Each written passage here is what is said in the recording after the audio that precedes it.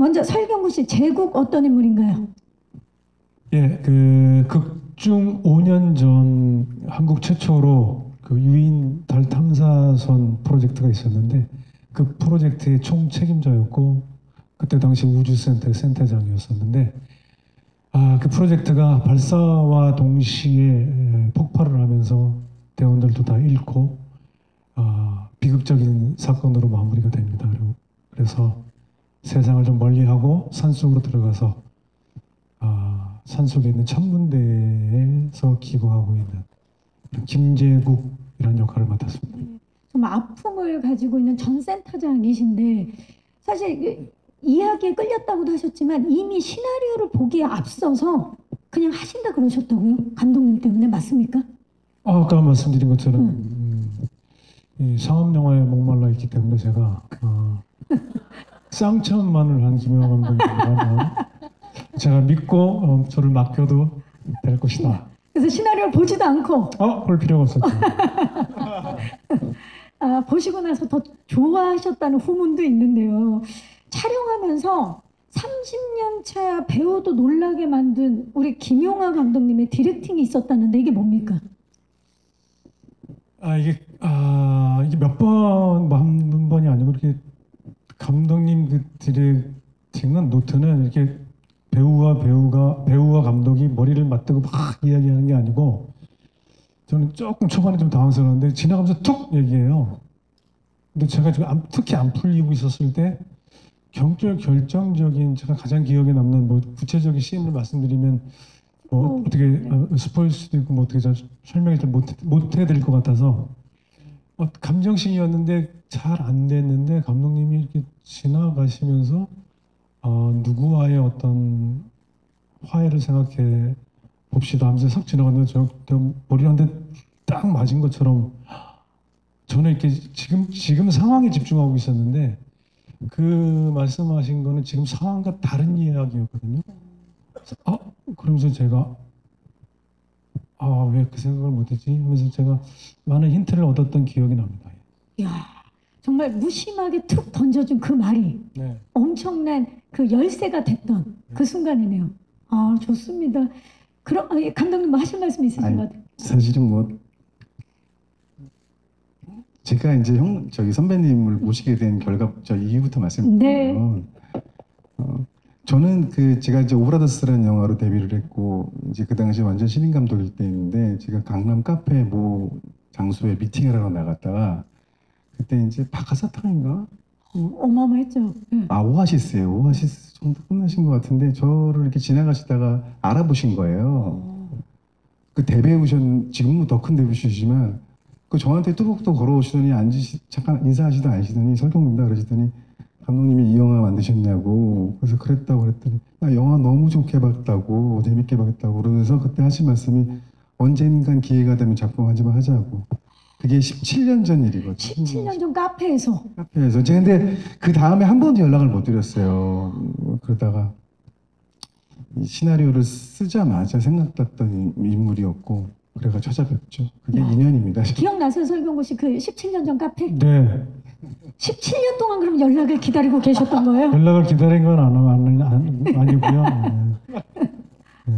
안 오시더라고요. 지금 만나려고. 그렇죠. 더문과 함께하기 위해서. 맞습니다. 더문과 함께하기 위해서 드디어 만났습니다. 그리고 두 분이 정말 어마어마한 게 감독님께서 그냥 또 지나가는 말로 이 제국은 날카롭고 예민한 느낌이었으면 좋겠다. 이 말 한마디에 또 엄청난 감량을 하신 걸로 알고 있어요. 아니요. 엄청난 감량은 아니고요. 이렇게 일단 본능적으로 쪄 있는 역할이 아니면은 이렇게 촬영 준비하는 과정에서 좀 빼려고 하는 게 있는 것 같아요. 몸을 좀 가볍게 하려고 하는 그런 김혜 씨가 뭔가 아니에요. 남자분들이 독하신 것 같아요.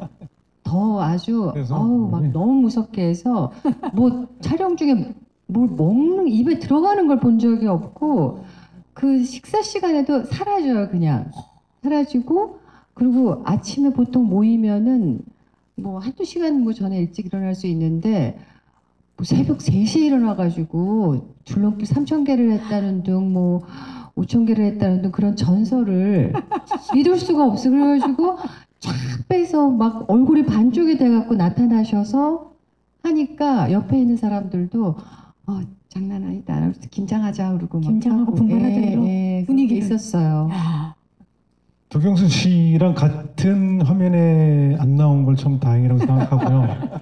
같이 이렇게 투샷으로 나왔으면 아마 더 했을 겁니다. 아마 새벽 1시에 일어나서.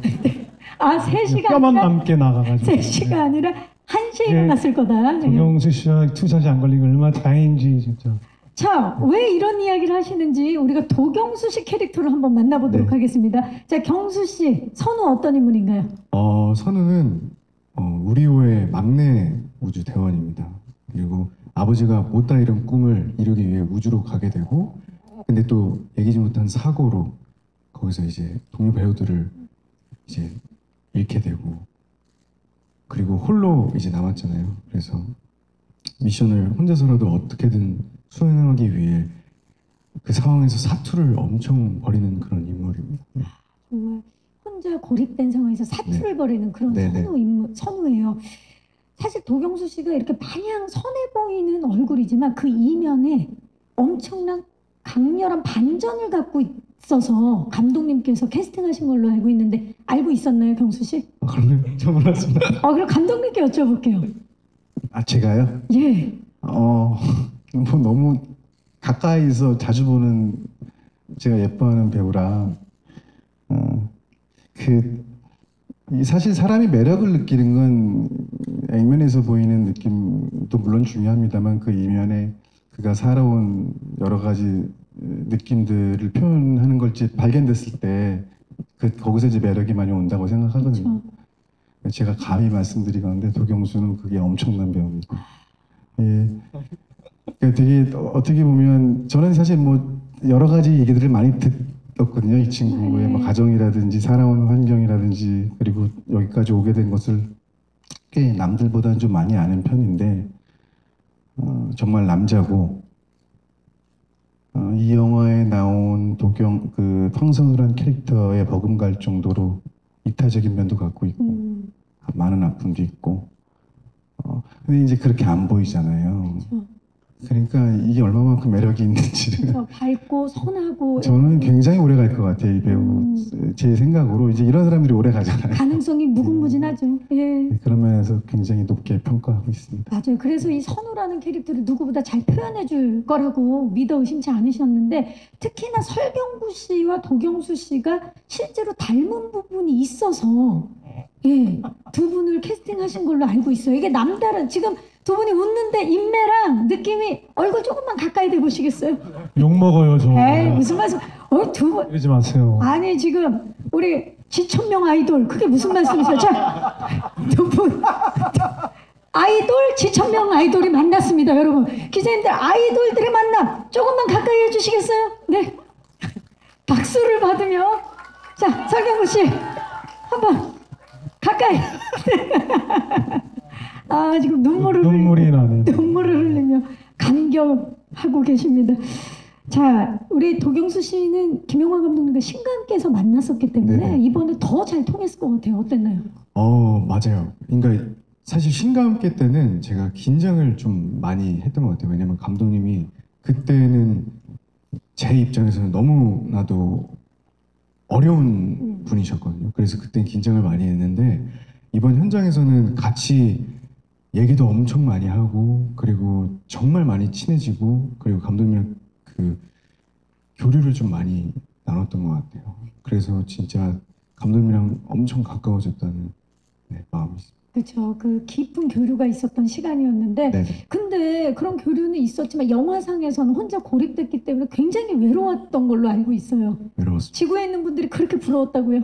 그러니까 혼자서 사실 연기할 땐 선우 그 감정들이 좀 극적인 감정들이 많아서 막 집중할 때는 사실 몰랐는데 감독님이 언제 한번 그거 편집본을 보여주셨어요. 근데 이제 지구의 그 우주 센터 안에는 그렇게 많은 사람들이 있을 줄 몰랐거든요. 근데 딱 보고 한 거의 50명 이상이 있었나요? 센터니까요. 300명 정도. 네, 300명 정도 있었어요. 200명 정도. 제가 봤던 댓글에 그랬나 봐요. 근데 그게 너무 부러운 거예요. 저도 이제 그러니까 감독님이랑은 계속 얘기를 많이 하지만 근데 이제 감독님이 저 말고 이외의 씬을 촬영하실 때 저는 거의 대기실에서 혼자 앉아 있고 그런 시간이 많았어서 항상 이제 저도 좀 선배님들이랑 얘기도 해보고 싶고 그런 마음이 있었는데 진짜 그래서 외로웠던 기억이. 그 외로움을 그 스크린에 고스란히 몰입한 외로움을 표출해내시지 않을까 더욱더 기대가 됩니다. 네. 자, 그러면 이번에 김희애 씨가 맡은 문영 어떤 역할인가요? 네, 나사에서 유인달 궤도선 루나 게이트웨이를 책임지는 메인 디렉터입니다. 그리고 제국과는 뭐 과거에 인연이 좀 있었지만은 제국 그리고 또 우리나라 인연을 끊고 산 지가 오래예요. 그리고 달에 고립된 우리 대한민국 대원을 구출할 마지막 희망으로 저한테 연락을 하지만 도움을 주기가 참 쉽지 않은 그런 상황이었습니다. 네. 그 조금 전에 이제 작품을 선택하신 이유를 말씀하실 때 시나리오 보면서 굉장히 설렜다라고 말씀해 주셨는데 특히 이번 작품을 준비하는 내내 굉장히 심장이 쿵쿵댄 신인 같았다고 말씀을 해주신 걸로 알고 있어요. 네. 아마 뭐 그 제가 이제 직업이 나사의 메인 디렉터다 보니까 잉글리시로 모든 대화를 영어로. 예, 그래서 아마 그 얘기신 것 같은데 또 너무 그게 용어가 뭐 궤도, 뭐 고도 막 생전 써보지 안 쓰는. 못한 그런 단어들로 이루어진 건데 거기 앉아 계신 그 외국 배우분들도 그냥 영문 모르고 앉아 계신 분들이 아니라 다 지적인 분들이에요. 굉장히 근데 그런 분들 앞에서 막 잘난 척하면서 영어로 막 하려니까 좀 막 심장이 막 벌렁벌렁거리고 그랬던 기억이 있습니다. 그래서 신인과 같은 마음으로 이번에 촬영에 임하셨는데 네. 그 김인 씨가 유퀴즈에 나오신 거 이제 기자님들도 보셨겠지만 가족 여행 중에서도 영어 공부를 게을리하지 않는 분이신데 이번에 좀 빛을 발했을 것 같아요. 뭐 아시겠지만 영어란 외국어라는 게 끝이 없고 그쵸? 저는 정말 너무 초보예요. 그래도 그거라도 안 했으면은 어떻게 했을까 싶을 정도로 너무 좀 신났던 부분도 있었고요. 참 감사한 마음도 있었고 동시에 그런 복합적인 마음이 있었던 것 같아요. 네. 김인 씨가 정말 어느 정도로 준비를 많이 하셨냐면 대사 하나를 위해서 수많은 감정을 준비해서 감독님께서 실제로 너무 큰 감동을 받은 걸로 알고 있어요. 하여튼 저만 잘하면 된다는 생각으로 저는 어느 순간부터 마음을 먹었고요. 이제 제일 제가 마음을 졸였던 장면들이 후반부 한 40분의 감정으로 좀 많이 치달아가는 부분이 있는데 그런 부분에 선배님의 이제 장시간의 연기가 좀 필요한 부분이 있었어요. 저도 이제 20년 차 감독이다 보니까 여러 배우들을 많이 만나게 되는데 배우가 작품을 준비하는 방식은 되게 다양해요. 되게 다양하고 자기만의 뭐 특징적인 방식들이 다 있는데 전 이렇게 시나리오를 썼던 자의까지를 포함한 연기 베리에이션을 갖고 준비해서 보여주시는 걸 처음 봤어요. 보통은 그런 데가 좀 대충은 좀 아쉬워서 감독은 되게 우회적으로 얘기를 하면서 다른 연기를 요구하곤 하거든요. 그것도 배우가 또 열심히 준비해 온 거니까 제가 또 그거를 함부로 뭐 편집도 붙여보기 전에 에너지도 어떤 에너지인지 모르는 테이크만 보고서는 판단 내릴 수가 없잖아요. 근데 어쨌든 돌려내서 여러 번 시키기 마련인데 그런 얘기가 무색해할 정도로 나는 이런 감정이다 라고 하고서 먼저 한번 하시고 시나리오 봤을 땐 이런 감정이었다 그리고 이런 감정도 있을 수 있다 라고 하시는데 그게 감정의 수위가 낮지 않은 연기였어요. 꽤 길었고 뭐 저뿐 아니라 모든 뭐 카메라 뭐 잡고 있던 촬영 감독도 그렇고 찬탄을 금치 못했죠. 배우의 준비에 대해서 한 소리였어요. 배우의 품위를 또 보여주셨네요. 엄청납니다.